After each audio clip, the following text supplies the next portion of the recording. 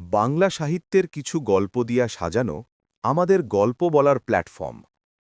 এই গল্প বলার ধরনে আমরা কোনো ব্যাকগ্রাউন্ড মিউজিক ব্যবহার করিনি, কেবল একটি পুরনো এবং ক্লাসিক ধরনের গল্প বলার ধরন। আজকের গল্পের নাম সীমন্ত হীরা। গল্প লেখক শরদিন্দু বন্দ্যোপাধ্যায়। গল্পটি নেওয়া হয়েছে ব্যোমকেশ সমগ্র থেকে।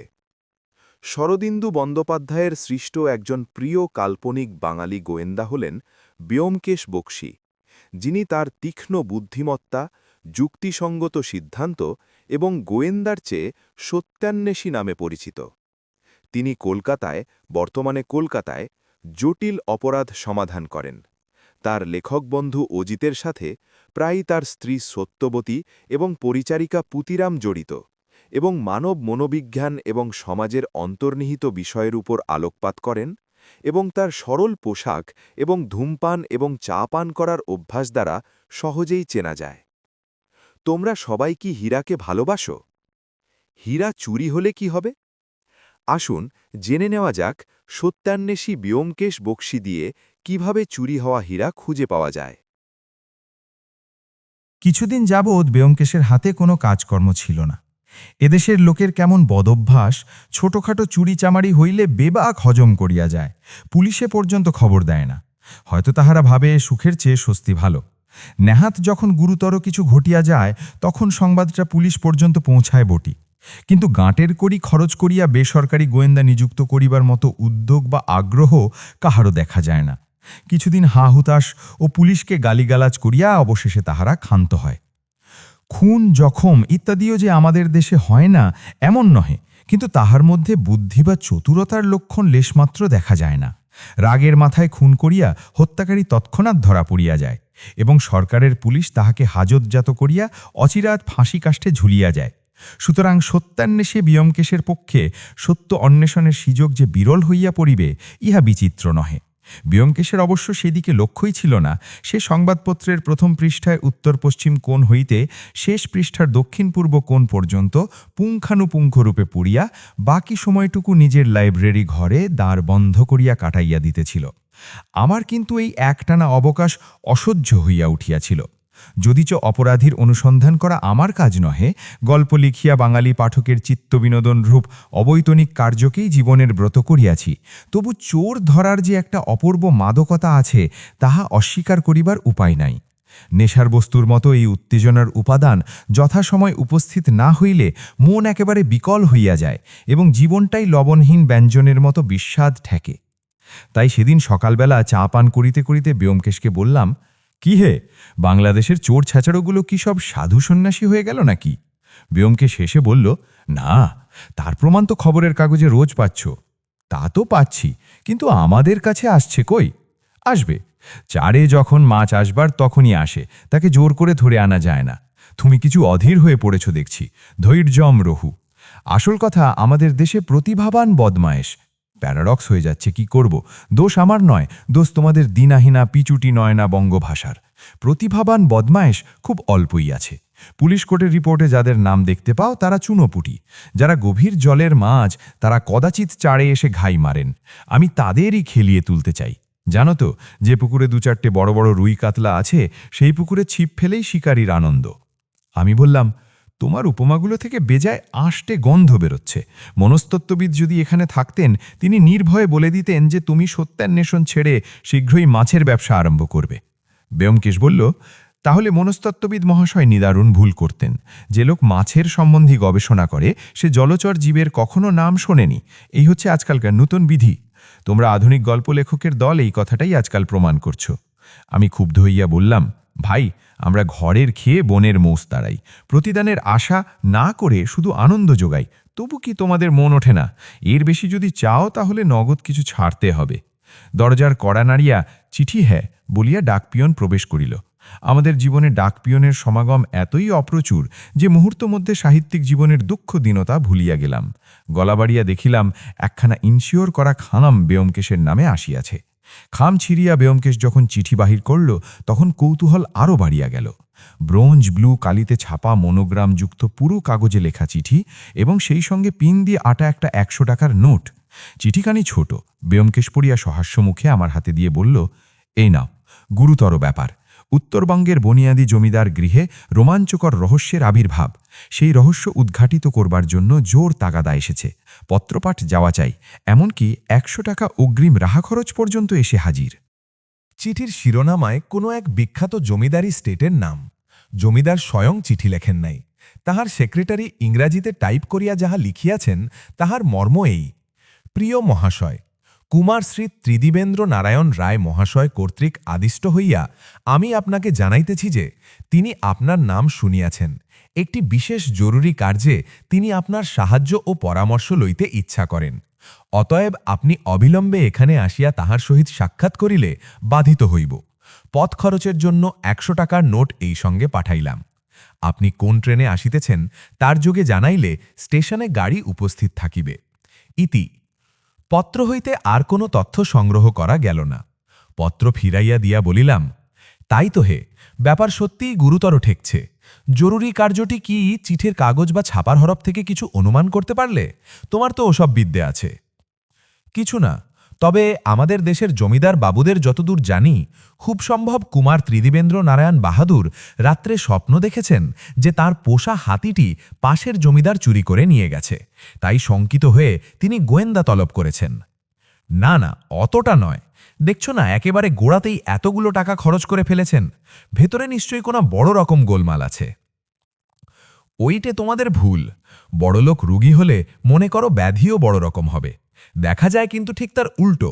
বড়লোকের ফুসকুড়ি হলে ডাক্তার আসে, কিন্তু গরিবের একেবারে নাভিশ্বাস না উঠলে ডাক্তার বৈদ্যের কথা মনেই পড়ে না। যা হোক, কি ঠিক করলে, যাবে নাকি? ব্যোমকেশ একটু ভাবিয়া বলিল, হাতে যখন কোনো কাজ নেই তখন চলো দুদিনের জন্যে ঘুরেই আসা যাক। আর কিছু না হোক, নতুন দেশ দেখাতে হবে। তুমিও বোধহয় ও অঞ্চলে কখনো যাওনি। যদিচ যাইবার ইচ্ছা ১৬ আনা ছিল, তবুও ক্ষীণভাবে আপত্তি করিলাম। আমার যাওয়াটা কি ঠিক হবে? তোমাকে ডেকেছে। ব্যোমকেশ হাসিয়া বলিল, দোষ কি?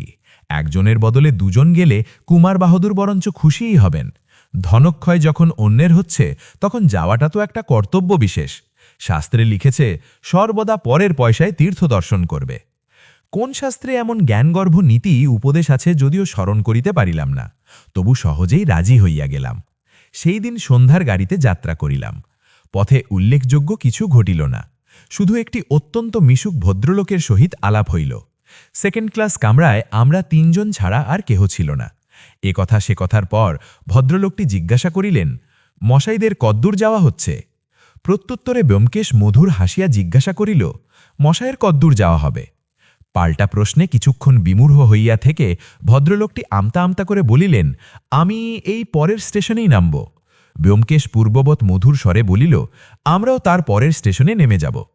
অহেতুক মিথ্যা বলিবার প্রয়োজন ছিল না, কিন্তু ব্যোমকেশের কোনো মতলব আছে বুঝিয়া আমি কিছু বলিলাম না। গাড়ি থামিতেই ভদ্রলোক নামিয়া গেলেন। রাত্রি হইয়াছিল।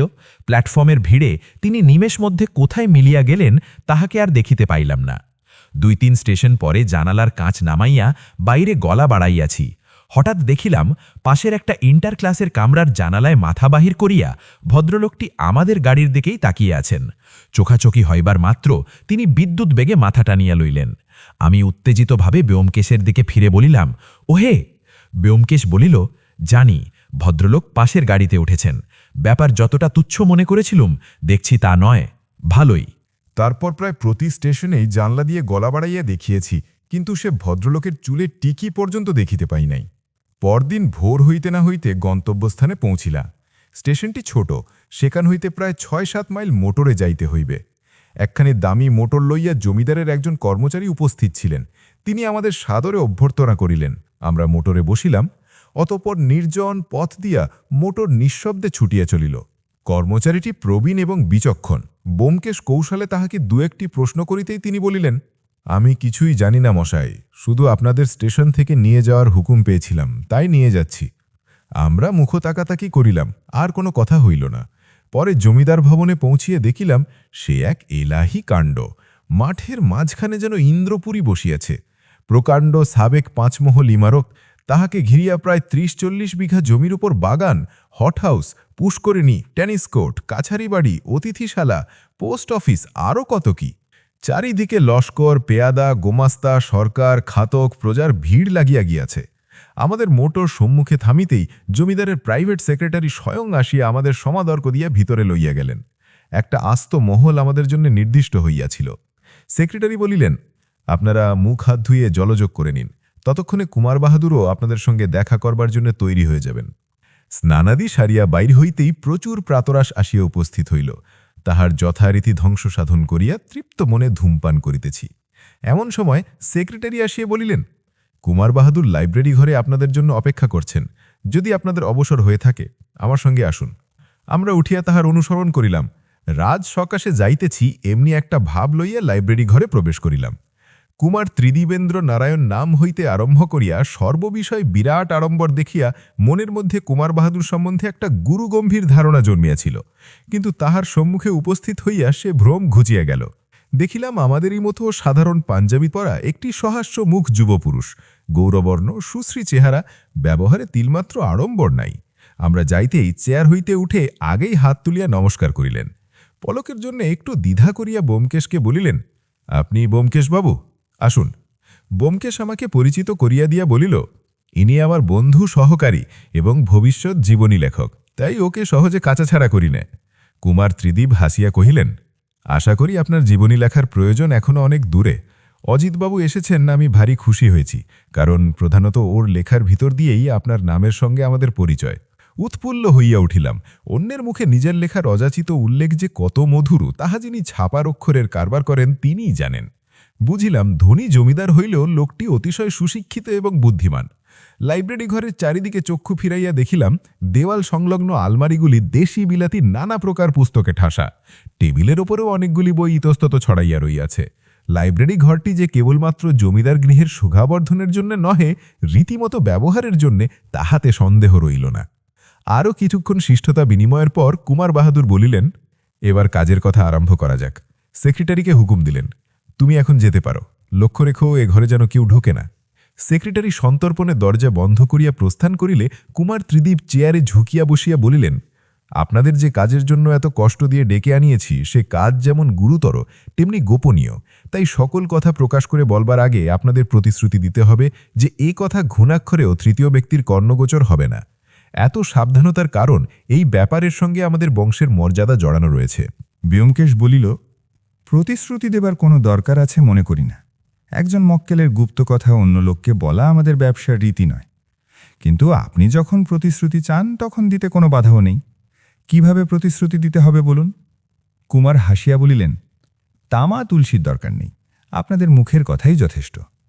আমি একটু দ্বিধায় পড়িলাম, বলিলাম, গল্পচ্ছলেও কি কোনো কথা প্রকাশ করা চলবে না? কুমার দৃঢ় কণ্ঠে বলিলেন, না, এ সম্বন্ধে কোনো আলোচনাই চলবে না। হয়তো একটা ভালো গল্পের মশলা হাতছাড়া হইয়া গেল, এই ভাবিয়া মনে মনে দীর্ঘশ্বাস মোচন করিলাম।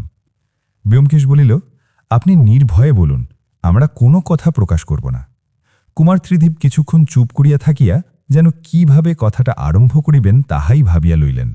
তারপর বলিলেন, আমাদের বংশে যেসব সাবেককালের হিরে জহরত আছে সে সম্বন্ধে বোধহয় আপনি কিছু জানেন না। ব্যোমকেশ বলিল, কিছু কিছু জানি। আপনার বংশে একটি হিরে আছে যার তুল্য হিরে বাংলাদেশে আর দ্বিতীয় নেই, তার নাম সীমন্ত হীরা। কুমার সাগ্রহে বলিলেন, আপনি জানেন? তাহলে এই কথাও জানেন বোধহয় যে গত মাসে কলকাতায় যে রত্ন প্রদর্শনী হয়েছিল তাতে ওই হিরে দেখানো হয়েছিল। ব্যোমকেশ ঘাড় নাড়িয়া বলিল, জানি, কিন্তু দুর্ভাগ্যবশত সেই হিরে চোখে দেখার সুযোগ হয়নি। কিছুক্ষণ নীরব থাকিয়া কুমার কহিলেন, সেই সুযোগ আর কখনো হবে কিনা জানি না। হিরেটা চুরি গেছে। ব্যোমকেশ প্রতিধ্বনি করিয়া কহিল, চুরি গেছে? শান্ত কণ্ঠে কুমার বলিলেন, হ্যাঁ, সেই সম্পর্কেই আপনাকে আনিয়েছি। ঘটনাটা শুরু থেকে বলি শুনুন। আপনি নিশ্চয়ই জানেন আমাদের এই জমিদারি বংশ অতি প্রাচীনকাল থেকে চলে আসছে। 12 ভূঁইয়ারও আগে পাঠান বাদশাদের আমলে আমাদের আদি পূর্বপুরুষ এই জমিদারি অর্জন করেন। সাদা কথায় তিনি একজন দুর্দান্ত ডাকাতের সর্দার ছিলেন। নিজের বাহুবলের সম্পত্তি লাভ করে পরে বাদশার কাছ থেকে সনদ আদায় করেন। সে বাদশাহী সনদ এখনও আমাদের কাছে বর্তমান আছে। এখন আমাদের অনেক অধঃপতন হয়েছে। চিরস্থায়ী বন্দোবস্তের আগে আমাদের রাজা উপাধি ছিল। ওই সীমন্ত হীরা আমাদের আদি পূর্বপুরুষের সময় থেকে পুরুষানুক্রমেই বংশে চলে আসছে। একটা প্রবাদ আছে যে এই হিরে যতদিন আমাদের কাছে থাকবে ততদিন বংশের কোনো অনিষ্ট হবে না। কিন্তু হীরে কোনো রকমে হস্তান্তরিত হলেই এক পুরুষের মধ্যে বংশ লোপ হয়ে যাবে। একটু থামিয়া কুমার আবার বলিতে লাগিলেন, জমিদারের জ্যেষ্ঠ পুত্র জমিদারির উত্তরাধিকারী হয়, এই হচ্ছে আমাদের বংশের চিরাচরিত লোকাচার। কনিষ্ঠরা কেবল বাবুয়ান বা ভরণ পোষণ পান। এই সূত্রে 2 বছর আগে আমার বাবার মৃত্যুর পর আমি জমিদারি পেয়েছি। আমি বাপের একমাত্র সন্তান। উপস্থিত আমার এক কাকা আছেন, তিনি বাবুয়ান স্বরূপ 3000 টাকা মাসিক খোরপোশ জমিদারি থেকে পেয়ে থাকেন। এ তো গেল গল্পের ভূমিকা। এবার হীরে চুরির ঘটনাটা বলি।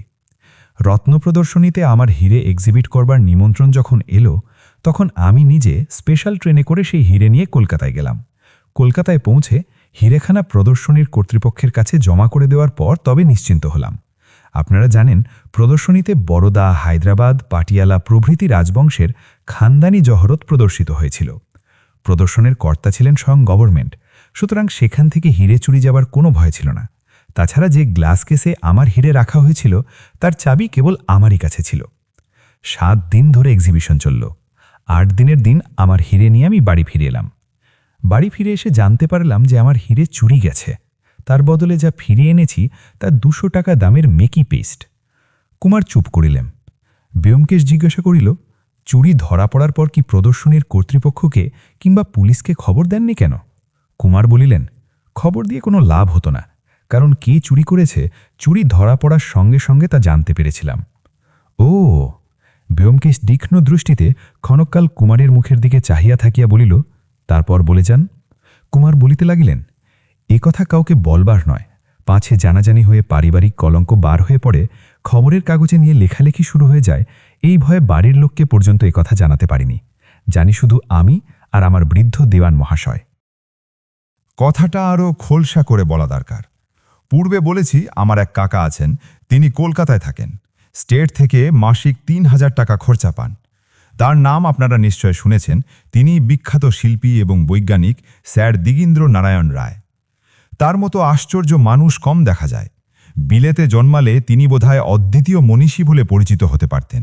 যেমন তার অসাধারণ বুদ্ধিমত্তা, তেমনি অগাধ পাণ্ডিত্য। গত মহাযুদ্ধের সময় তিনি প্লাস্টার অফ প্যারিস সম্বন্ধে কি একটা তথ্য আবিষ্কার করে ইংরাজ গভর্নমেন্টকে উপহার দিয়েছিলেন। তার ফলে স্যার উপাধি পান। শিল্পের দিকেও তার কি অসামান্য প্রতিভা, তার পরিচয় সম্ভবত আপনাদের অল্প বিস্তর জানা আছে। প্যারিসের শিল্প প্রদর্শনীতে মহাদেবের প্রস্তর মূর্তি এক্সিবিট করে তিনি যে সম্মান ও প্রশংসা লাভ করেন তা কারুর অবেদিত নেই। মোটের উপর এমন বহুমুখী প্রতিভা সচরাচর চোখে পড়ে না। বলিয়া কুমার বাহাদুর একটু হাসিলেন। আমরা নড়িয়া চড়িয়া বসিলাম। কুমার বলিতে লাগিলেন, কাকা আমাকে কম স্নেহ করেন না, কিন্তু একটি বিষয়ে তার সঙ্গে আমার মতভেদ হয়েছিল। ওই হীরাটা তিনি আমার কাছে চেয়েছিলেন। হীরাটার উপর তার অহেতুক আসক্তি ছিল। দামের জন্য নয়, শুধু হীরাটাকে নিজের কাছে রাখবার জন্য তিনি প্রায় পাগল হয়ে উঠেছিলেন। আমি জিজ্ঞাসা করিলাম, হীরাটার দাম কত হবে? কুমার ঈষৎ হাসিয়া বলিলেন, খুব সম্ভব 3 পয়সার। টাকা দিয়ে সে জিনিস কেনবার মতো লোক ভারতবর্ষে খুব কমই আছে। তাছাড়া আমরা কখনো তার দাম যাচাই করে দেখিনি।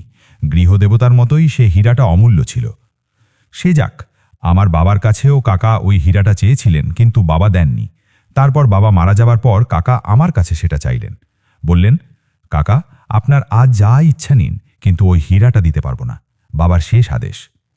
কাকা আর কিছু বললেন না, কিন্তু বুঝলাম তিনি আমার ওপর মর্মান্তিক অসন্তুষ্ট হয়েছেন। তারপর থেকে কাকার সঙ্গে আর আমাদের দেখা হয়নি। তবে পত্র ব্যবহার হয়েছে। যেদিন হীরা নিয়ে কলকাতা থেকে ফিরে এলাম, তার পর দিন কাকার কাছ থেকে এক চিঠি এলো। ছোট্ট চিঠি, কিন্তু পড়ে মাথা ঘুরে গেল। এই দেখুন সে চিঠি। চাবি দিয়া সেক্রেটারিয়েট টেবিলের দেরাজ খুলিয়া কুমার বাহাদুর একখানা চিঠি বাহির করিয়া দিলেন। ছোট ছোট সুছাদ অক্ষরে লেখা বাংলা চিঠি। তাহাতে লেখা আছে, কল্যাণীয় খোকা, দুঃখিত হইও না, তোমরা দিতে চাওনি, তাই আমি নিজের হাতেই নিলাম। বংশলোপ হবে বলে যে কুসংস্কার আছে তাতে বিশ্বাস করো না। ওটা আমার পূর্বপুরুষদের একটা ফন্দি মাত্র, যাতে জিনিসটা হস্তান্তরিত করতে কেউ সাহস না করে। আশীর্বাদ নিও। ইতি তোমার কাকা শ্রী দিগীন্দ্র নারায়ণ রায়। ব্যোমকেশ নিঃশব্দে চিঠি ফেরত দিল। কুমার বলিতে লাগিলেন, চিঠি পড়েই ছুটলাম তোষাখানায়। লোহার সিন্দুক খুলে হীরার বাক্স বার করে দেখলাম হীরা ঠিক আছে। দেওয়ান মশাইকে ডাকলাম। তিনি একজন ভালো জহরি, দেখেই বললেন জাল হীরা, কিন্তু চেহারায় কোথাও একটুকু তফাৎ নেই, একেবারে অবিকল আসল হীরার জোড়া। কুমার দেরাজ খুলিয়া একটি ভেলভেটের বাক্স বাহির করিলেন। ডালা খুলিতেই সুপারির মতো গোলাকার একটা পাথর আলোক সম্পাতে ঝকমক করিয়া উঠিল। কুমার বাহাগর 2 আঙুলে সেটা তুলিয়া ব্যোমকেশের হাতে দিয়া বলিলেন, জহুরি ছাড়া কারুর সাধ্য নেই যে বোঝে এটা ঝুঁটো। আসলে 200 টাকার বেশি এর দাম নয়। অনেকক্ষণ ধরিয়া আমরা সেই মূল্যহীন কাঁচখণ্ডটাকে ঘুরাইয়া ফিরাইয়া দেখিলাম। তারপর দীর্ঘ নিঃশ্বাস ছাড়িয়া ব্যোমকেশ সেটা ফিরাইয়া দিল। বলিল, তাহলে আমার কাজ হচ্ছে সেই আসল হীরাটা উদ্ধার করা। স্থির দৃষ্টিতে তাহার দিকে চাহিয়া কুমার বলিলেন, হাঁ, কেমন করে হীরা চুরি গেল সে নিয়ে মাথা ঘামানোর কোনো দরকার নেই। আমি শুধু আমার হীরাটা ফেরত চাই। যেমন করে হোক, যে উপায় হোক, আমার সীমন্ত হীরা আমাকে ফিরিয়ে আনি দিতে হবে। খরচের জন্যে ভাবনা করবেন না, যত টাকা লাগে। যদি 20,000 টাকা দরকার হয় তাও আমি পশ্চাৎপদ হব না, জানবেন। শুধু একটা শর্ত, কোনো রকমে একথা যেন খবরের কাগজে না ওঠে। ব্যোমকেশ তাচ্ছিল্য ভরে জিজ্ঞাসা করিল, কবে নাগাদ হীরাটা পেলে আপনি খুশি হবেন? উত্তেজনায় কুমার বাহাদুরের মুখ উদ্দীপ্ত হইয়া উঠিল। তিনি বলিলেন, কবে নাগাদ?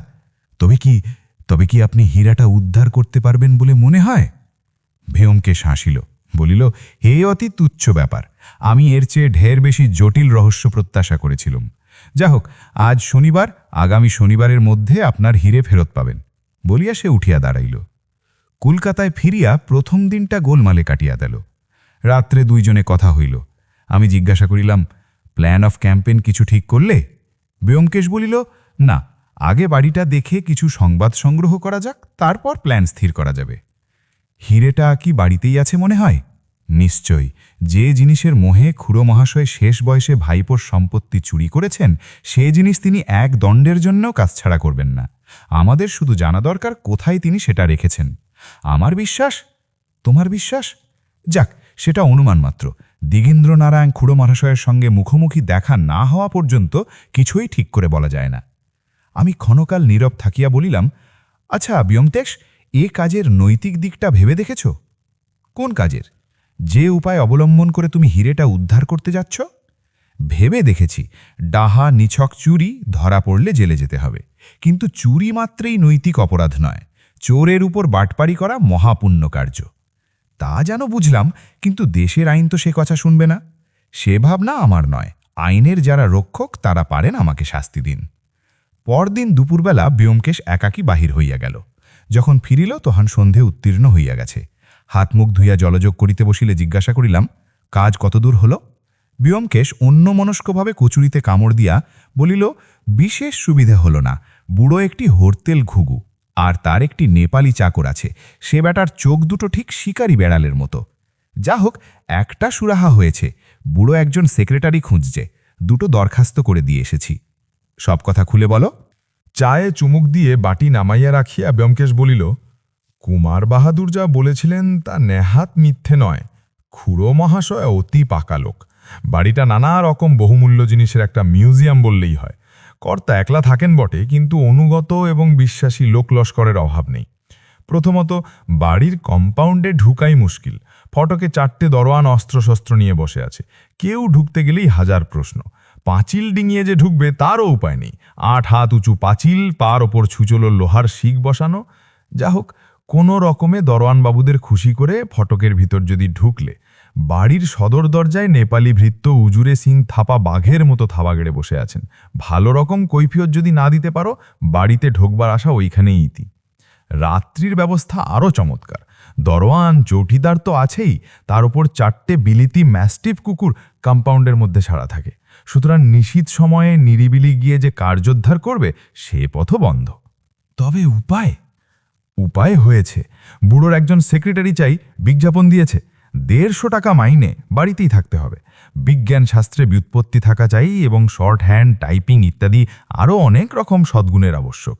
তাই 2টো দরখাস্ত করে দিয়ে এসেছি। কাল ইন্টারভিউ দিতে যেতে হবে। 2টো দরখাস্ত কেন? একটা তোমার, একটা আমার।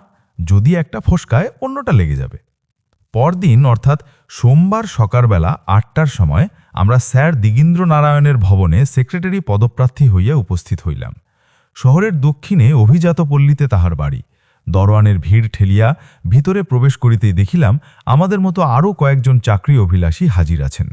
একটা ঘরের মধ্যে সকলে গিয়ে বসিলাম এবং বক্র কটাক্ষে পরস্পরের মুখাবলোকন করিতে লাগিলাম। ব্যোমকেশ ও আমি যে পরস্পরকে চিনি তাহার আভাস মাত্র দিলাম না। পূর্ব হইতে সেই রূপ স্থির করিয়া গিয়াছিলাম। বাড়ির কর্তা ভিতরের কোনো একটা ঘরে বসিয়া একে একে উমেদুয়ার দিগকে ডাকিতেছিলেন। মনের মধ্যে উৎকণ্ঠা জাগিতেছিল, হয়তো আমাদের ডাক পরিবার পূর্বেই অন্য কেহ বাহাল হইয়া যাইবে।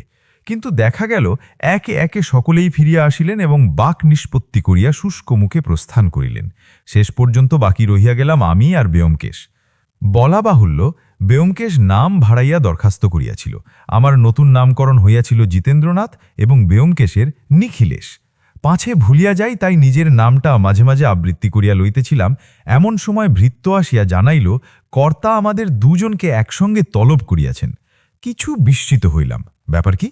এতক্ষণ তো একে একে ডাক পড়িতেছিল, এখন আবার একসঙ্গে কেন?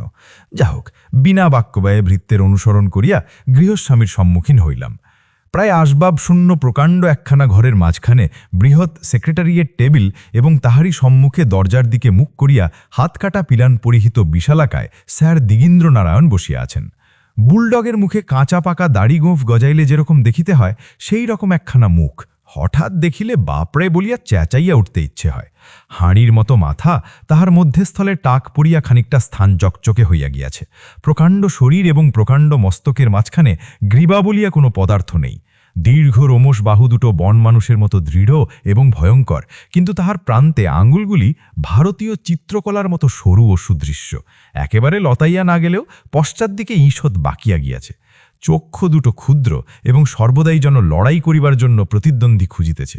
মোটের ওপর আরবীয় উপন্যাসের দৈত্যের মতো এই লোকটিকে দেখিবা মাত্র একটা অহেতুক সম্ভ্রম ও ভীতির সঞ্চার হয়। মনে হয় ইহার ওই কুদর্শন দেহটার মধ্যে ভালো ও মন্দ করিবার অফুলন্ত শক্তি নিহিত রইয়াছে। আমরা বিনীতভাবে নমস্কার করিয়া টেবিলের সম্মুখে গিয়া দাঁড়াইলাম। সেই ক্ষুদ্র চক্ষু দুটি আমার মুখ হইতে ব্যোমকেশের মুখে দ্রুত বেগে কয়েকবার যাতায়াত করিয়া ব্যোমকেশের মুখে স্থির হল। তারপর সেই প্রকাণ্ড মুখে এক অদ্ভুত হাসি দেখা দিল। বুলডগ হাসিতে পারে কিনা জানি না, কিন্তু পারলে বোধহয় ওই রকমই হাসত। এই হাস্যক্রমে মিলাইয়া গেলে জলদ গম্ভীর শব্দ হইল, "উজুরে, দরজা বন্ধ করে দাও।" নেপালি ভৃত্য উজুরে সিং দুয়ারের নিকটে দাঁড়াইয়াছিল, নিঃশব্দে বাহির হইতে দরজা বন্ধ করিয়া দিল। কর্তা তখন টেবিলের উপর থেকে আমাদের দরখাস্ত দুটো তুলিয়া বলিলেন, "কার নাম নিখিলেশ?" "আজ্ঞে আমার।" কর্তা কহিলেন, তুমি নিখিলেশ, আর তুমি জিতেন্দ্রনাথ। তোমরা দুজনে সল্লা করে দরখাস্ত করেছ?" "আজ্ঞে, আমি ওনাকে চিনি না।" "বটে, চেনো না? কিন্তু দরখাস্ত পড়ে আমার অন্য রকম মনে হয়েছিল। যা হোক, তুমি এমএসসি পাশ করেছ?" "আজ্ঞে হ্যাঁ।" "কোন ইউনিভার্সিটি থেকে?" "ক্যালকাটা ইউনিভার্সিটি থেকে।" টেবিলের উপর থেকে একখানা মোটা বই তুলিয়া লইয়া তাহার পাতা খুলিয়া কহিলেন, "কোন সালে পাশ করেছ?"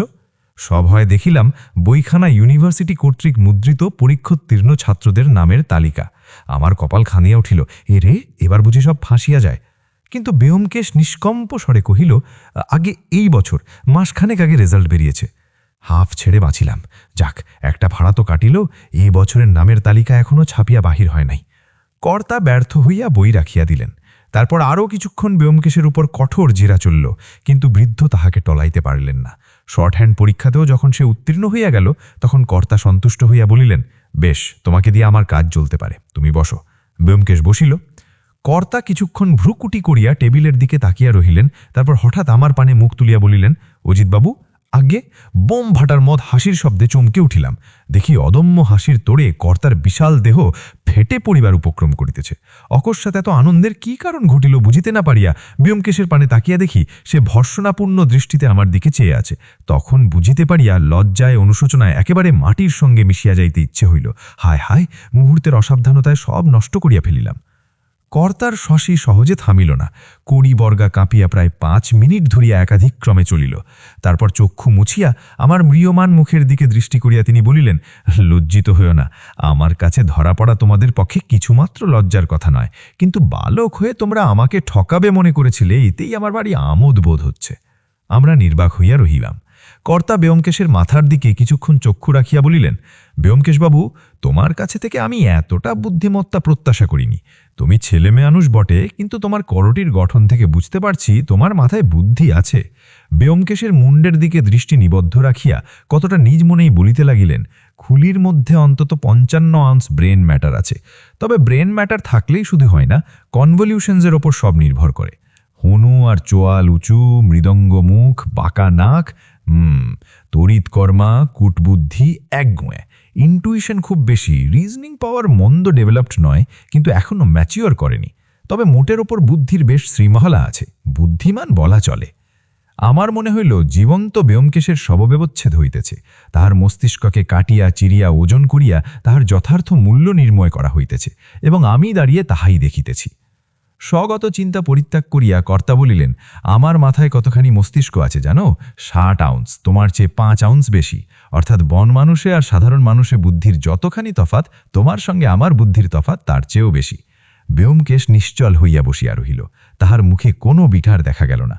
কর্তা হো হো করিয়া হাসিয়া উঠিলেন, তারপর হঠাৎ গম্ভীর হইয়া বলিলেন, খোকা, তোমাকে পাঠিয়েছে একটা জিনিস চুরি করবার জন্য, কিন্তু তুমি পারবে বলে মনে হয়? এবারেও ব্যোমকেশ কোনো উত্তর করিল না। তাহার নির্বিকার নীরবতা লক্ষ্য করিয়া কর্তা শ্লেষ করিয়া কহিলেন, কি হে ব্যোমকেশবাবু, একেবারে ঠান্ডা হয়ে গেলে যে? বলি, এত বড় একটা কাজ হাতে নিয়েছ, পুরুষ সেজে ঠাকুর চুরি করতে ঢুকেছ, তা কিরকম মনে হচ্ছে? পারবে চুরি করতে? ব্যোমকেশ শান্তস্বরে কহিল, 7 দিনের মধ্যে কুমার বাহাদুরের জিনিস তাকে ফিরিয়ে দেব, কথা দিয়ে এসেছি।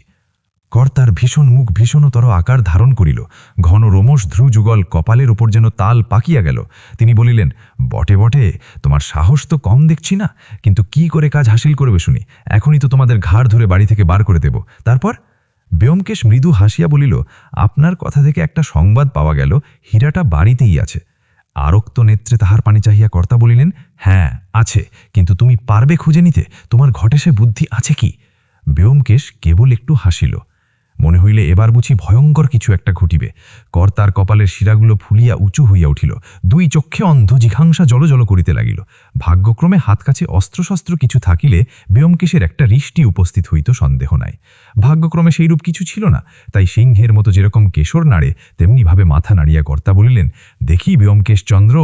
আগে শুধু ব্যোমকেশ, চন্দ্র নেই। না থাক, কিন্তু বুড়ো হয়ে মরে যাবে, তবু সে জিনিস পাবে না, বুঝলে? দেগিন রায় যে জিনিস লুকিয়ে রাখে, সে জিনিস খুঁজে বার করা ব্যোমকেশ বক্সির কর্ম নয়। ভালো কথা, আমার লোহার সিন্ধুক ইত্যাদির চাবি যখন দরকার হবে চেয়ে নিও, তাতে অবশ্য অনেক দামি জিনিস আছে, কিন্তু তোমার উপর আমার অবিশ্বাস নেই। আমি এখন আমার স্টুডিওতে চললাম, আমাকে আজ আর বিরক্ত করো না। আরেকটা বিষয় তোমাদের সাবধান করে দিই, আমার বাড়িময় অনেক বহুমূল্য ছবি আর প্লাস্টারের মূর্তি ছড়িয়ে আছে। হিরে খোঁজার আগ্রহে যদি সেগুলো কোনো রকমে ভেঙে নষ্ট করো, তাহলে সেই দণ্ডেই কান ধরে বার করে দেব। যে সুযোগ পেয়েছ তাহাও হারাবে। এইরূপ সুমিষ্ট সম্ভাষণে পরিতৃষ্ট করিয়া স্যার দিগীন্দ্র কর হইতে নিষ্ক্রান্ত হইয়া গেলেন। দুজনে মুখোমুখি কিছুক্ষণ বসিয়া রহিলাম। বুড়ার সহিত সংঘর্ষে ব্যোমকেশও ভেতরে ভেতরে বেশ কাবু হইয়াছিল, তাই ফ্যাকাশে গোছের একটু হাসিয়া বলিল, চল বাসায় ফেরা যাক, আজ আর কিছু হবে না। অন্যকে ঠকাইতে গিয়া নিজে ঠকিয়া অপদস্থ হওয়ার মতো লজ্জা অল্পই আছে, তাই পরাজয় ও লাঞ্ছনার গ্লানি বহিয়া নীরবে বাসায় পৌঁছিলাম। 2 পেয়ালা কুড়িয়া চা গলাধকরণ করিবার পর মন কতকটা চাঙ্গা হইলে বলিলাম, ব্যোমকেশ, আমার বোকামিতেই সব মাটি হল। ব্যোমকেশ বলিল, বোকামি অবশ্য তোমার হয়েছে, কিন্তু সেজন্যে ক্ষতি হয়নি। বুড়ো আগে থাকতেই সব জানত। মনে আছে ট্রেনের সেই ভদ্রলোকটি, যিনি পরের স্টেশনে নেমে যাবেন বলে পাশের গাড়িতে গিয়ে উঠেছিলেন? তিনি এরই গুপ্তচর। বুড়ো আমাদের নারী নক্ষত্র সব জানে। খুব বাদর বানিয়ে ছেড়ে দিলে যা হোক, এমনটা আর কখনো হয়নি। ব্যোমকেশ চুপ করিয়া রহিল, তারপর বলিল, বুড়োর ওই মারাত্মক দুর্বলতাটুকু ছিল বলেই রক্ষে, নইলে হয়তো হাল ছেড়ে দিতে হতো। আমি সোজা হইয়া বসিয়া বলিলাম, কিরকম, তোমার কি এখনো আশা আছে নাকি? বিলক্ষণ আশা আছে বই কি, তবে বুড়ো যদি সত্যি ঘাড় ধরে বার করে দিত তাহলে কি হতো বলা যায় না। যা হোক, বুড়োর একটা দুর্বলতার সন্ধান যখন পাওয়া গেছে, তখন ওই থেকেই কার্যসিদ্ধি করতে হবে। কোন দুর্বলতার সন্ধান পেলে শুনি? আমি তো বাবা কোথাও এতটুকু ছিদ্র পেলুম না, একেবারে নিরেট নিভাজ লোহার মতো শক্ত। কিন্তু ছিদ্র আছে, বেশ বড় রকম ছিদ্র, এবং সেই ছিদ্র পথেই আমরা বাড়িতে ঢুকে পড়েছি। কি জানি কেন বড় বড় লোকের মধ্যেই এই দুর্বলতা সবচেয়ে বেশি দেখা যায়। যার যত বেশি বুদ্ধি, বুদ্ধির অহংকার তার চতুর্গুণ, ফলে বুদ্ধি থেকেও কোনো লাভ হয় না। হেয়ালিতে কথা কইছ, একটু পরিষ্কার করে বলো। বুড়োর প্রধান দুর্বলতা হচ্ছে বুদ্ধির অহংকার। সেটা গোড়াতেই বুঝে নিয়েছিলুম বলেই সেই অহংকারে ঘা দিয়ে কাজ হাসিল করে নিয়েছি। বাড়িতে যখন ঢুকতে পেরেছি তখন তো 8 আনা কাজ হয়ে গেছে, এখন বাকি শুধু হিরেটা খুঁজে বার করা। তুমি কি আবার ওই বাড়িতে মাথা গোলাবে নাকি? আলবৎ গলাবো, বলো কি, এত বড় সুযোগ ছেড়ে দেব? এবার গেলেই ওই বেটা উজরে সিং পেটের মধ্যে কুকরি পুড়ে দেবে, যা হয় কর, আমি আর এর মধ্যে নেই। হাসিয়া ব্যোমকেশ বলিল, তা কি হয়, তোমাকেও চাই, এক যাত্রায় পৃথক ফল কি ভালো? পরদিন একটু সকাল সকাল স্যার দিগেন্দ্রের বাড়ি গিয়া উপস্থিত হইলাম। বিনা টিকিটে রেলে চড়তে গেলে যেরকম মনের অবস্থা হয়, সেই রকম ভয়ে ভয়ে বাড়ির সম্মুখীন হইলাম। কিন্তু দরোয়ানুরা কেহ বাধা দিল না। উজরে সিংও আজ আমাদের দেখিয়াও যেন দেখিতে পাইল না। বাড়ির মধ্যে প্রবেশ করিয়া ব্যোমকেশ একটা বেয়ারাকে জিজ্ঞাসা করিয়া জানিতে পারিল যে গৃহস্বামী স্টুডিওতে আছেন। অতঃপর আমাদের রত্ন অনুসন্ধান আরম্ভ হইল। এত বড় বাড়ির মধ্যে সুপারির মতো একখণ্ড জিনিস খুঁজিয়া বাহির করিবার দুঃসাহস এক ব্যোমকেশেরই থাকিতে পারে। অন্য কেহ হইলে কোনো কালে নিরুৎসাহ হইয়া হাল ছেড়ে দিত। খড়ের গাদার মধ্যে হইতে ছুঁচ খুঁজিয়া বাহির করাও বোধ করি ইহার তুলনায় সহজ। প্রথমত মূল্যবান জিনিসপত্র লোক যেখানে রাখে, অর্থাৎ আলমারি কি সিন্দুকে, অনুসন্ধান করা বৃথা। বুড়া অতিশয় ধূর্ত, সে জিনিস সেখানে রাখিবে না। তবে কোথায় রাখিয়াছে? এডগার অ্যালেন পোয়ের একটা গল্প বহুদিন পূর্বে পড়িয়াছিল মনে পড়িল। তাহাতেও এমনই কি একটা দলিল খোঁজাখুঁজির ব্যাপার ছিল। শেষে বুঝি নিতান্ত প্রকাশ্য স্থান হইতে সেটা বাহির হইয়া পড়িল। কিন্তু ব্যোমকেশ কিন্তু অলস কল্পনায় সময় কাটাইবার লোক নয়। সে রীতিমতো খানা তল্লাশি শুরু করে দিল। দেয়ালে টোকা মেরে কোথাও ফাঁপা আসে কিনা পরীক্ষা করে দেখতে লাগল। বড় বড় পুস্তকের আলমারি খুলে প্রত্যেকটি বই নামিয়া পরীক্ষা করিল। স্যার দিগেন্দ্রের বাড়িখানা চিত্র ও মূর্তির একটা কলাভবন বলিলেই হয়। ঘরে ঘরে নানা প্রকার সুন্দর ছবি ও মূর্তির প্লাস্টার কাস্ট সাজানো রইয়াছে। অন্য আসবাব খুব কম, সুতরাং মোটামুটি অনুসন্ধান শেষ করিতে 2 ঘণ্টার বেশি সময় লাগিল না। সর্বত্র বিফল মনোরথ হইয়া অবশেষে আমরা গৃহস্বামীর স্টুডিও ঘরে গিয়ে হানা দিলাম। দরজায় টোকা মারিতেই ভেতর থেকে গম্ভীর গর্জন হইল, এসো। ঘরটা বেশ বড়, তার একদিকের সমস্ত দেওয়াল জুড়ে লম্বা একটা টেবিল চলিয়া গেছে। টেবিলের ওপর নানা চেহারার বৈজ্ঞানিক যন্ত্রপাতি সাজানো রইয়াছে। আমরা প্রবেশ করিতেই স্যার দিগেন্দ্র হুঙ্কার দিয়া হাসিয়া উঠিলেন, বলিলেন, কি হে ব্যোমকেশবাবু, পরশমানিক পেলে? তোমাদের কবি লিখেছেন না, খ্যাপা খুঁজে খুঁজে ফিরে পরশ পাথর? তোমার দশাও সেই খ্যাপার মতো হবে দেখছি। শেষ পর্যন্ত মাথায় বৃহৎ জটা গজিয়ে যাবে। ব্যোমকেশ বলিল, আপনার লোহার সিন্দুকটা একবার দেখব মনে করছি। স্যার দিগেন্দ্র বলিলেন, বেশ বেশ, এই নাও চাবি।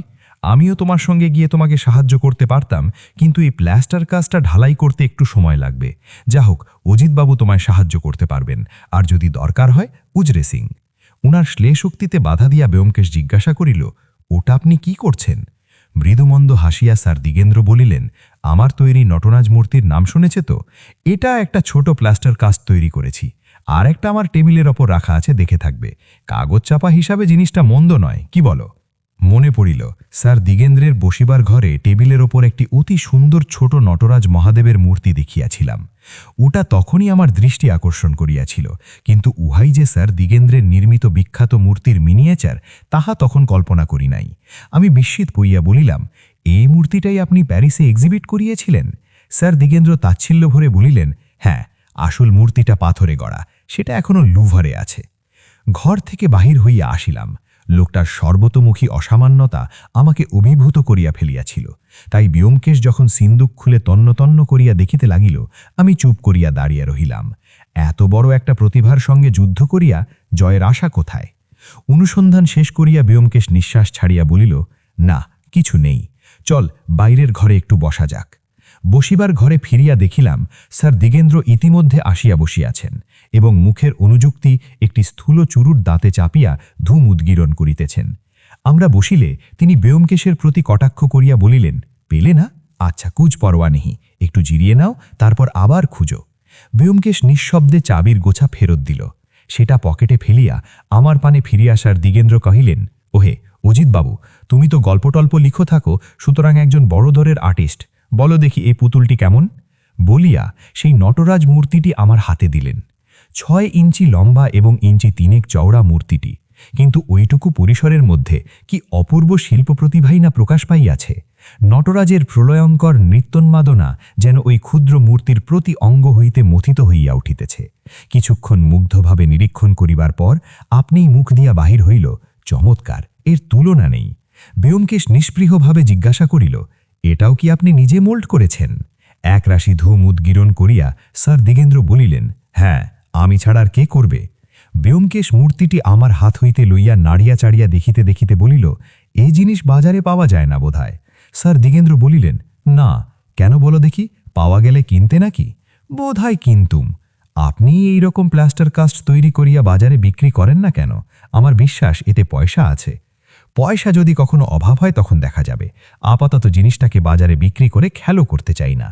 ব্যোমকেশ উঠিয়া দাঁড়াইল। এখন তাহলে উঠি, আবার ও বেলা আসব, বলিয়া মূর্তিটি ঠক করিয়া টেবিলের উপর রাখিল। স্যার দিগেন্দ্র চমকিয়া বলিয়া উঠিলেন, তুমি তো আচ্ছা বেকুফে, এক্ষুনি ওটা ভেঙেছিলে। তারপর বাঘের মতো ব্যোমকেশের দিকে তাকাইয়া রুদ্ধ গর্জনে বলিলেন, তোমাদের একবার সাবধান করে দিয়েছি, আবার বলছি, আমার কোনো ছবি বা মূর্তি যদি ভেঙেছ তাহলে সঙ্গে সঙ্গে বাড়ি থেকে বার করে দেব, আর ঢুকতে দেব না, বুঝেছ? ব্যোমকেশ অনুতপ্তভাবে মার্জনা চাহিলে তিনি ঠান্ডা হইয়া বলিলেন, এই সব সুকুমার কলার অযত্ন আমি দেখতে পারি না। যা হোক, ওবেলা তাহলে আবার আসছ, বেশ কথা। উদ্যোগিনাং পুরুষ সিংহা। এবার বাড়ির কোন দিকটা খুঁজবে মনস্থ করেছ? বাগান কুপিয়ে যদি দেখতে চাও তারও বন্দোবস্ত করে রাখতে পারি। বিদ্রুপবান বেবাক হজম করিয়া আমরা বাহিরে আসিলাম। রাস্তায় পড়িয়া ব্যোমকেশ বলিল, চল, এতক্ষণে ইম্পিরিয়াল লাইব্রেরি খুলেছে, একবার ওদিকটা ঘুরে যাওয়া যাক, একটু দরকার আছে। ইম্পিরিয়াল লাইব্রেরিতে গিয়া ব্যোমকেশ বিলাটি বিশ্বকোষ থেকে প্লাস্টার কাস্টিং অংশটা খুব মন দিয়া পুড়িল, তারপর বই ফিরাইয়া দিয়া বাহির হইয়া আসিল। লক্ষ্য করিলাম সে কোনো কারণে বেশ একটু উত্তেজিত হইয়াছে। বাড়ি পৌঁছিয়ে আমি জিজ্ঞাসা করিলাম, কি হে, প্লাস্টার কাস্টিং সম্বন্ধে এত কৌতূহল কেন? ব্যোমকেশ বলিল, তুমি তো জানো সকল বিষয় কৌতূহল আমার একটা দুর্বলতা। তা তো জানি, কিন্তু কি দেখলে? দেখলুম প্লাস্টার কাস্টিং খুব সহজ, যে কেউ করতে পারে। খানিকটা প্লাস্টার অফ প্যারিস জলে গুলে যখন সেটা দইয়ের মতো ঘন হয়ে আসবে, তখন মাটির বা মোমের ছাঁচের মধ্যেই আস্তে আস্তে ঢেলে দাও। মিনিট 10 মধ্যেই সেটা জমে শক্ত হয়ে যাবে, তখন ছাঁচ থেকে বার করে নিলেই হয়ে গেল। এর মধ্যে শক্ত যা কিছু ওই ছাঁচটা তৈরি করা। তা এর জন্যে এত দুর্ভাবনা কেন? দুর্ভাবনা নেই। ছাঁচে প্লাস্টার অফ প্যারিস ঢালবার সময় যদি একটা সুপারি বা ওই জাতীয় কোনো শক্ত জিনিস সেই সঙ্গে ঢেলে দেওয়া যায়, তাহলে সেটা মূর্তির মধ্যে রয়ে যাবে। অর্থাৎ? কৃপাপূর্ণ দৃষ্টিতে আমার পানে চাহিয়া ব্যোমকেশ বলিল, অর্থাৎ বুঝো লোক যে জানো সন্ধান। বৈকালে আবার স্যার দিগেন্দ্রের বাড়ি গিয়া উপস্থিত হইলাম। বিনা টিকিটে রেলে চড়তে গেলে যেরকম মনের অবস্থা হয়, সেই রকম ভয়ে ভয়ে বাড়ির সম্মুখীন হইলাম। কিন্তু দরোয়ানরা কেহ বাধা দিল না। উজরে সিংও আজ আমাদের দেখিয়াও যেন দেখিতে পাইল না। বাড়ির মধ্যে প্রবেশ করিয়া ব্যোমকেশ একটা বেয়ারাকে জিজ্ঞাসা করিয়া জানিতে পারিল যে গৃহস্বামী স্টুডিওতে আছেন। অতঃপর আমাদের রত্ন অনুসন্ধান আরম্ভ হইল। এত বড় বাড়ির মধ্যে সুপারির মতো একখণ্ড জিনিস খুঁজিয়া বাহির করিবার দুঃসাহস এক ব্যোমকেশেরই থাকিতে পারে।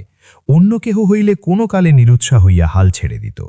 খড়ের গাদার মধ্যে হইতে ছুঁচ খুঁজিয়া বাহির করাও বোধ করি ইহার তুলনায় সহজ। প্রথমত মূল্যবান জিনিসপত্র লোক যেখানে রাখে, অর্থাৎ আলমারি কি সিন্দুকে, অনুসন্ধান করা বৃথা। বুড়া অতিশয় ধূর্ত, সে জিনিস সেখানে রাখিবে না। তবে কোথায় রাখিয়াছে? এডগার অ্যালেন পোয়ের একটা গল্প বহুদিন পূর্বে পড়িয়াছিল, মনে পড়িল। তাহাতেও এমনই কি একটা দলিল খোঁজাখুঁজির ব্যাপার ছিল। শেষে বুঝি নিতান্ত প্রকাশ্য স্থান হইতে সেটা বাহির হইয়া পড়িল। ব্যোমকেশ কিন্তু অলস কল্পনায় সময় কাটাইবার লোক নয়। সে রীতিমতো খানা তল্লাশি শুরু করিয়া দিল। দেওয়ালে টোকা মারিয়া কোথাও ফাঁপা আছে কিনা পরীক্ষা করিয়া দেখিতে লাগিল। বড় বড় পুস্তকের আলমারি খুলিয়া প্রত্যেকটি বই নামাইয়া পরীক্ষা করিল। স্যার দিগেন্দ্রের বাড়িখানা চিত্র ও মূর্তির একটা কলা ভবন বলিলেই হয়। ঘরে ঘরে নানা প্রকার সুন্দর ছবি ও মূর্তির প্লাস্টার কাস্ট সাজানো রহিয়াছে। অন্য আসবাব খুব কম। সুতরাং মোটামুটি অনুসন্ধান শেষ করিতে 2 ঘণ্টার বেশি সময় লাগিল না। সর্বত্র বিফর মনোরথ হইয়া অবশেষে আমরা গৃহস্বামীর স্টুডিও ঘরে গিয়া হানা দিলাম। দরজায় টোকা মারিতেই ভিতর হইতে গম্ভীর গর্জন হইল, এসো। ঘরটা বেশ বড়। তার একদিকের সমস্ত দেওয়াল জুড়িয়া লম্বা একটা টেবিল চলিয়া গিয়াছে। টেবিলের উপর নানা চেহারার বৈজ্ঞানিক যন্ত্রপাতি সাজানো রহিয়াছে। আমরা প্রবেশ করিতে স্যার দিগেন্দ্র হুঙ্কার দিয়া হাসিয়া উঠিলেন, বলিলেন, কি হে ব্যোমকেশ বাবু, পরশমানিক পেলে? তোমাদের কবি লিখেছেন না, খ্যাপা খুঁজে খুঁজে ফিরে পরশ পাথর। তোমার দশাও সেই খ্যাপার মতো হবে দেখছি। শেষ পর্যন্ত মাথায় বৃহৎ জটা গুজিয়ে যাবে। ব্যোমকেশ বলিল, আপনার লোহার সিন্দুকটা একবার দেখব মনে করছি। স্যার দিগেন্দ্র বলিলেন, বেশ বেশ, এই নাও চাবি। আমিও তোমার সঙ্গে গিয়ে তোমাকে সাহায্য করতে পারতাম, কিন্তু এই প্লাস্টার কাস্টটা ঢালাই করতে একটু সময় লাগবে। যা হোক, উজিতবাবু তোমায় সাহায্য করতে পারবেন।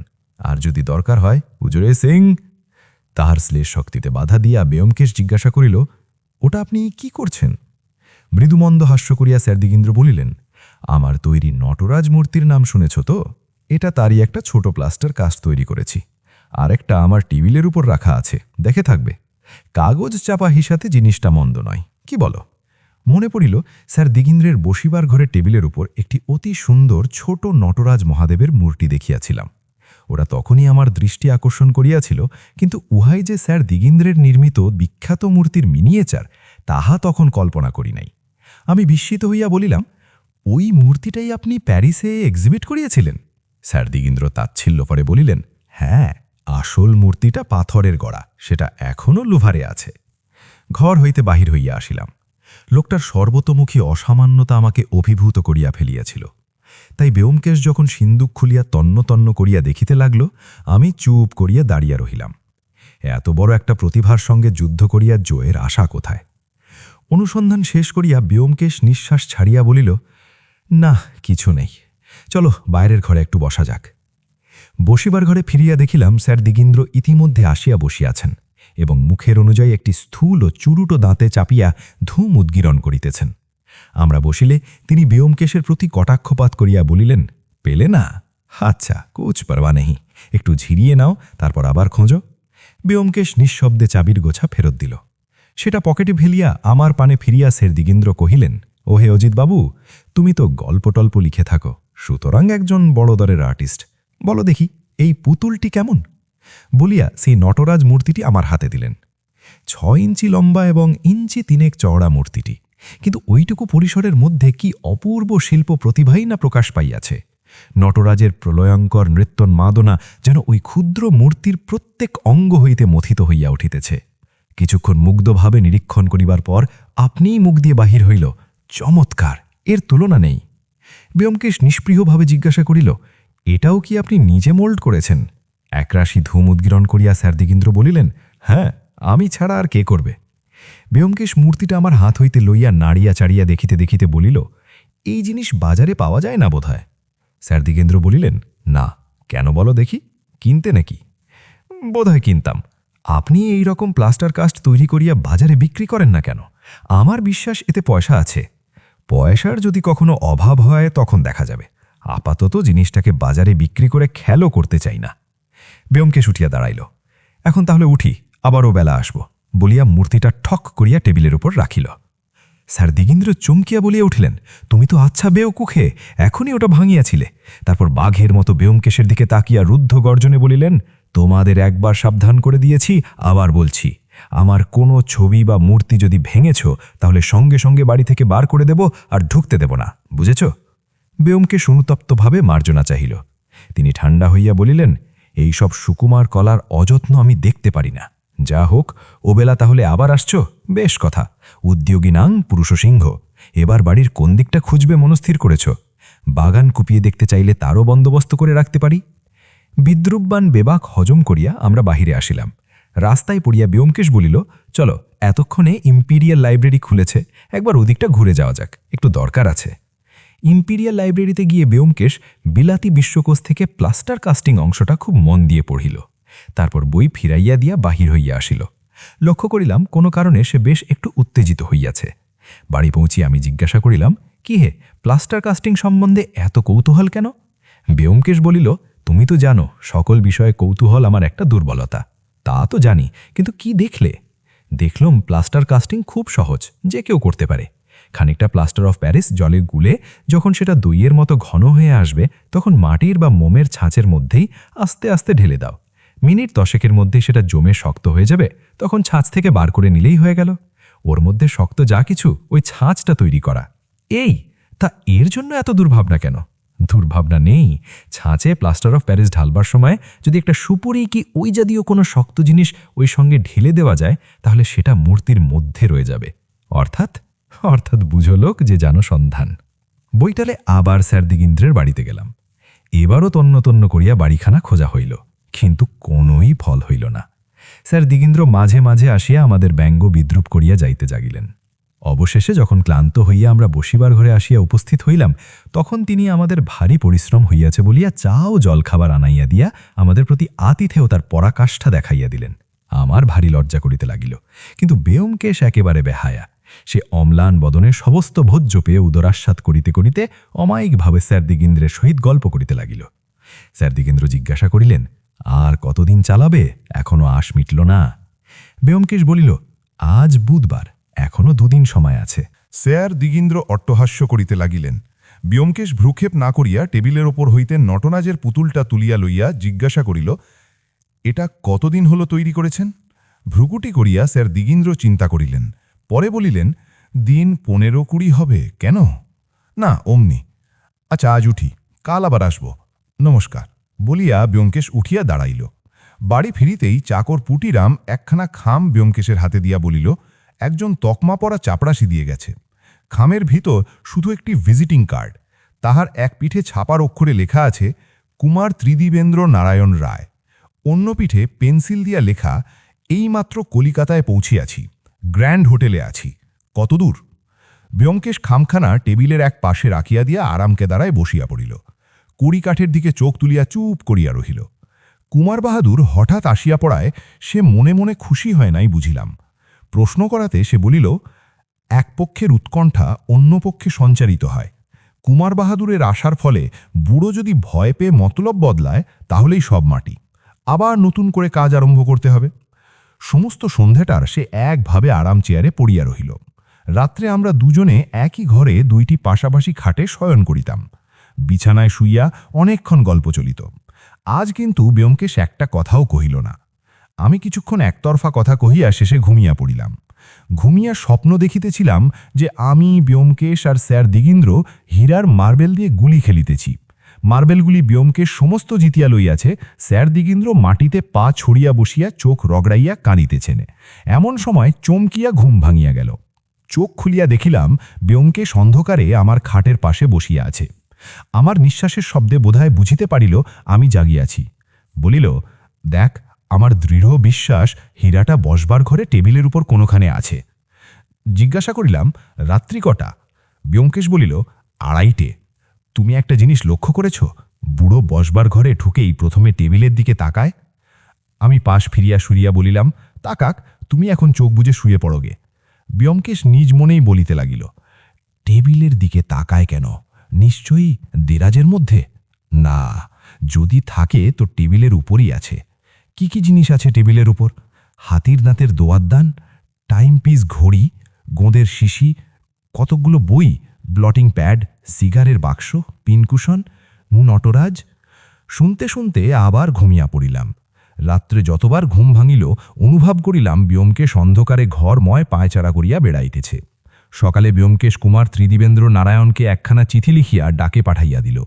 সংক্ষেপে জানাইল যে চিন্তার কোনো কারণ নেই, শনিবার কোনো সময় দেখা হইবে। তারপর আবার দুইজনে বাহির হইলাম। ব্যোমকেশের মুখ দেখিয়া বুঝিলাম সারা রাত্রি জাগরণের ফলে সে মনে মনে কোনো একটা সংকল্প করিয়াছে। স্যার দিগীন্দ্র আজ বসবার ঘরেই ছিলেন। আমাদের দেখিয়া সাড়ম্বরে সম্ভাষণ করিলেন, এই যে মানিক জড়, এসো এসো, আজ ভারী সকাল সকাল। ওরে, কে আছিস? বাবুদের চা দিয়ে যা। ব্যোমকেশ বাবুকে আজ বড় শুকনো শুকনো দেখছি, দুশ্চিন্তায় রাত্রে ঘুম হয়নি বুঝি। ব্যোমকেশ টেবিল হইতে নটরাজের মূর্তিটি হাতে লইয়া আস্তে আস্তে বলিল, এই পুতুলটিকেই আমি ভালোবেসে ফেলেছি। কাল সমস্ত রাত্রি এর কথা ভেবেই ঘুমোতে পারিনি। 1 মিনিট কাল দুজনে পরস্পরের চোখের দিকে এক দৃষ্টে তাকাইয়া রহিলেন। 2 প্রতিদ্বন্দ্বীর মধ্যে নিঃশব্দে মনে মনে কি যুদ্ধ হইল বলিতে পারি না। 1 মিনিট পরে স্যার দিগীন্দ্র কৌতুকে হাসিয়া উঠিলেন। বলিলেন, ব্যোমকেশ, তোমার মনের কথা আমি বুঝেছি। অত সহজে বুড়োকে ঠকাতে পারবে না। ওটার জন্য রাত্রে তোমার ঘুম হয়নি বলছিলে, বেশ, তোমাকে ওটা আমি দান করলাম। ব্যোমকেশের হতবুদ্ধি মুখের দিকে ব্যঙ্গপূর্ণ কটাক্ষ করিয়া বলিলেন, কেমন হলো তো? কিন্তু মূর্তিটা দামি জিনিস, ভেঙে নষ্ট করো না। মুহূর্ত মধ্যে নিজেকে সামলাইয়া লইয়া ব্যোমকেশ বলিল, ধন্যবাদ বলিয়া মূর্তিটি রুমালে মুড়িয়া পকেটে পুরিল। তারপর যথারীতি ব্যর্থ অনুসন্ধান করিয়া বেলা 10টা নাগাদ বাসায় ফিরিলাম। চেয়ারে বসিয়া পড়িয়া ব্যোমকেশ সনিশ্বাসে বলিল, না, ঠকে গেলুম। আমি জিজ্ঞাসা করিলাম, কি ব্যাপার বলতো? আমি তো তোমাদের কথাবার্তা, ভাবভঙ্গি কিছুই বুঝতে পারলুম না। পকেট হইতে পুতুলটা বাহির করিয়া ব্যোমকেশ বলিল, নানা কারণে আমার স্থির বিশ্বাস হয়েছিল যে এই নটরাজের ভিতরে হিরেটা আছে। ভেবে দেখো, এমন সুন্দর লুকোনো জায়গা আর হতে পারে কি? হিরেটা চোখের সামনে টেবিলের ওপর রয়েছে, অথচ কেউ দেখতে পাচ্ছে না। পুতুলটা স্যার দিগীন্দ্র ছাঁচে ঢালাই করেছেন, সুতরাং প্লাস্টারের সঙ্গে সঙ্গে হিরেটা ছাঁচের মধ্যে ঢেলে দেওয়া কিছু মাত্র শক্ত কাজ নয়। তাতে স্যার দিগীন্দ্রর মনস্কামনা সম্পূর্ণ সিদ্ধ হয়, অর্থাৎ যে হিরেটার প্রতি তার এত ভালোবাসা সেটা সর্বদা কাছে কাছে থাকে, অথচ কারুর সন্দেহ হয় না। যে দিক থেকেই দেখো, সমস্ত যুক্তি অনুমান ওই পুতুলটার দিকে নির্দেশ করছে। তাই আমার নিঃসংশয় ধারণা হয়েছিল যে হিরেটা আর কোথাও থাকতে পারে না। আজ ঠিক করে বেরিয়েছিলাম যে পুতুলটা চুরি করব, কিন্তু বুড়োর কাছে ঠকে গেলুম। শুধু তাই নয়, বুড়ো আমার মনের ভাব বুঝে বিদ্রূপ করে পুতুলটা আমায় দান করে দিল। কাটা ঘায়ে নুন ছিটাতে বুড়ো 1 নম্বর। মোটের উপর আমার থিওরিটাই ভেস্তে গেল। এখন আবার গোড়া থেকে শুরু করতে হবে। আমি বলিলাম, কিন্তু সময়ও তো আর নেই, মাঝে মাত্র 1 দিন। ব্যোমকেশ পুতুলটার নিচে পেন্সিল দিয়া ক্ষুদ্র অক্ষরে নিজের নামের আদ্যাক্ষরটা লিখতে লিখতে বলিল, মাত্র 1 দিন, বোধহয় প্রতিজ্ঞা রক্ষা হলো না। এদিকে কুমার বাহাদুর এসে হানা দিয়ে বসে আছেন। না, বুড়ো সব দিক দিয়ে হাস্যাস্পদ করে দিল। লাভের মধ্যে দেখছি কেবল এই পুতুলটা। মুখের একটা ভঙ্গি করিয়া ব্যোমকেশ মূর্তিটা টেবিলের উপর রাখিয়া দিল, তারপর বুকে ঘাড় গুজিয়া নীরবে বসিয়া রহিল। বিকেলে নিয়ম মতো স্যার দিগীন্দ্রর বাড়িতে গেলাম। শুনিলাম কর্তা এই মাত্র বাইরে গিয়েছেন। ব্যোমকেশ তখন নতুন পথ ধরিল। আমাকে সরিয়া যাইতে ইঙ্গিত করিয়া উজরে সিং থাপার সহিত ভাব জমাইবার চেষ্টা আরম্ভ করিল। আমি একাকী বাগানে বেড়াইতে লাগিলাম। ব্যোমকেশ ও উজরে সিং বারান্দার 2 টুলে বসিয়া অমায়িকভাবে আলাপ করিতেছে, মাঝে মাঝে চোখে পড়িতে লাগিল। ব্যোমকেশ ইচ্ছা করলে খুব সহজে মানুষের মন ও বিশ্বাস জয় করিয়া লইতে পারিত, কিন্তু উজরে সিং থাপার পাহাড়ি হৃদয় গলাইয়া তার পেট হইতে কথা বাহির করিতে পারিবে কিনা এ বিষয়ে আমার মনে সন্দেহ জাগিতে লাগিল। ঘণ্টা 2 পরে যখন আবার 2 জনে পথে বাহির হইলাম, তখন ব্যোমকেশ বলিল, কিছু হলো না উজরে সিং লোকটি, নয় নিরেট বোকা, নয় আমার চেয়ে বুদ্ধিমান। বাসায় ফিরিয়া আসিনে চাকর খবর দিল একটি লোক দেখা করিতে আসিতেছিল, আমাদের আশায় আধ ঘণ্টা অপেক্ষা করিয়া আবার আসিবে বলিয়া চলিয়া গেছে। ব্যোমকেশ ক্লান্তভাবে বলিল, কুমার বাহাদুরের পেঁদা। এই ব্যর্থ ঘোরাঘুরি আর অনুসন্ধানে আমি পরিশ্রান্ত হইয়া পড়িয়াছিলাম।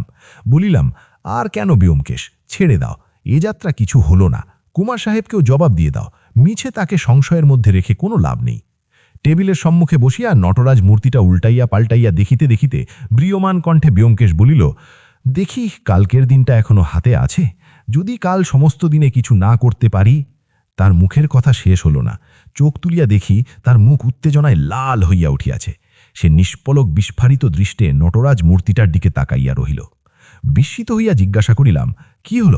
ব্যোমকেশ কম্পিত হস্তে মূর্তিটি আমার চোখের সামনে ধরিয়া বলিল, দেখ দেখ, নেই, মনে আছে আজ সকালে পেন্সিল দিয়ে পুতুলটার নিচে একটা ব অক্ষর লিখেছিলুম, সে অক্ষরটা নেই। দেখিলাম সত্যি অক্ষরটা নাই, কিন্তু সেজন্য এত বিচলিত হবার কি আছে? পেন্সিলের লেখা মুছে যেতেও তো পারে। ব্যোমকেশ বলিল, বুঝতে পারছ না, বুঝতে পারছ না? হঠাৎ সে হো হো করে হাসিয়া উঠিল। উফ, বুড়ো কি ধাপ্পাই দিয়েছে, একেবারে উল্লুক বানিয়ে ছেড়ে দিয়েছিল। হে, যা হোক, বাঘেরও ঘোগ আছে। পুটিরাম, ভৃত্য পুটিরাম আসিলে ব্যোমকেশ জিজ্ঞাসা করিল, যে লোকটি আজ আসিতেছিল তাকে কোথায় বসিয়েছিলে? আগিয়ে এই ঘরে। তুমি বরাবর এই ঘরে ছিলে? হ্যাঁ, তবে মাঝে তিনি 1 গ্লাস জল চাইলেন, তাই। আচ্ছা, যাও। ব্যোমকেশ কিছুক্ষণ সনিঃশব্দে হাসিতে লাগিল, তারপর উঠিয়া পাশের ঘরে যাইতে যাইতে বলিল, তুমি শুনে হয়তো অবাক হবে, হিরেটা আজ সকাল থেকে সন্ধে পর্যন্ত এই টেবিলের উপর রাখা ছিল। আমি অবাক হইয়া তাকাইয়া রহিলাম। বলে কি, হঠাৎ মাথা খারাপ হইয়া দিল নাকি? পাশের ঘর হইতে ব্যোমকেশ ফোন করিতেছে শুনিলাম। কুমার ত্রিদিবেন্দ্র? হ্যাঁ, আমি ব্যোমকেশ। কাল বেলা 10টার মধ্যে পাবেন। আপনার স্পেশাল ট্রেন যেন ঠিক থাকে। পাওয়া মাত্র রওনা হবেন। না, এখানে থাকা হয়তো নিরাপদ হবে না। আচ্ছা আচ্ছা, ওসব কথা পরে হবে। ভুলবেন না, 10:30টার মধ্যে কলকাতা ছাড়। আচ্ছা, আপনার কিচ্ছু করে কাজ নেই। স্পেশাল ট্রেনের বন্দোবস্ত আমি করে রাখব। কাউকে কিছু বলবেন না। না, আপনার সেক্রেটারি কেউ নয়। আচ্ছা, নমস্কার। তারপর হেডকোট পরিয়া বোধ করি স্পেশাল ট্রেনের বন্দোবস্ত করিতে বাহির হইল। ফিরতে রাত হবে, তুমি শুয়ে পড়ো, আমাকে শুধু এইটুকু বলিয়া গেল। রাত্রে ব্যোমকেশ কখন ফিরিল জানিতে পারি নাই। সকালে 8:30টার সময় যথারীতি দুজনে বাহির হইলাম। বাহির হইবার সময় দেখিলাম নটরাজ মূর্তিটা যথাস্থানে নাই।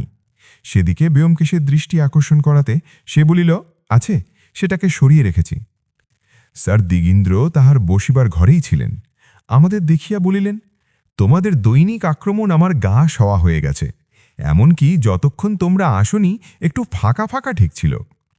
ব্যোমকেশ বিনীতভাবে বলিল, আপনার উপর অনেক জুলুম করেছি, কিন্তু আর করব না, এই কথাটিই আজ জানাতে এলুম। জয় পরাজয় এক পক্ষের আছেই, সেজন্য দুঃখ করা মূঢ়তা। কাল থেকে আর আমাদের দেখতে পাবেন না। আপনি অবশ্য জানেন যে আপনার ভাইপো এখানে গ্র্যান্ড হোটেলে এসে আছেন। তাকে কাল একরকম জানিয়েই দিয়েছি যে তার এখানে থেকে আর কোনো লাভ নেই। আজ তাকে শেষ জবাব দিয়ে যাব। স্যার দিগীন্দ্র কিছুক্ষণ কুঞ্চিত চক্ষে ব্যোমকেশকে নিরীক্ষণ করিলেন। ক্রমে তাহার মুখে সেই বুলডগ হাসি ফুটিয়া উঠিল। বলিলেন, তোমার সুবুদ্ধি হয়েছে দেখে খুশি হলাম। খোকাকে বলো বৃথা চেষ্টা করে যেন সময় নষ্ট না করে। আচ্ছা, বলবো। টেবিলের উপর আরেকটি নটরাজ মূর্তি রাখা হইয়াছে দেখিয়া সেটা তুলিয়া লইয়া ব্যোমকেশ বলিল, এই যে আরেকটা তৈরি করেছেন দেখছি। আপনার উপহারটি আমি যত্ন করে রেখেছি।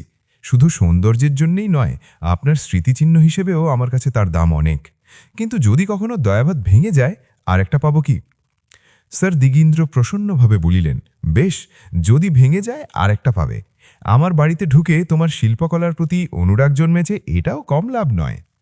গভীর বিনয় সহকারে ব্যোমকেশ বলিল, আজ্ঞে হ্যাঁ, এতদিন আমার মনের ওদিকটা একেবারে পর্দা ঢাকা ছিল, কিন্তু এই কদিন আপনার সংস্পর্শে এসে ললিতকলার রস পেতে আরম্ভ করেছি।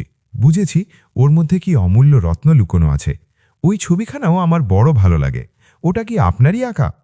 স্যার দিগীন্দ্র পশ্চাতে দেওয়ালের গায়ে একটা সুন্দর নিসর্গ দৃশ্যের ছবি টাঙানো ছিল। ব্যোমকেশ অঙ্গুলি নির্দেশ করিয়া দেখাইল। মুহূর্তের জন্য স্যার দিগীন্দ্র ঘাড় ফিরাইলেন। সেই ক্ষণিক অবকাশে ব্যোমকেশ এক অদ্ভুত হাতের কসরত দেখাইল।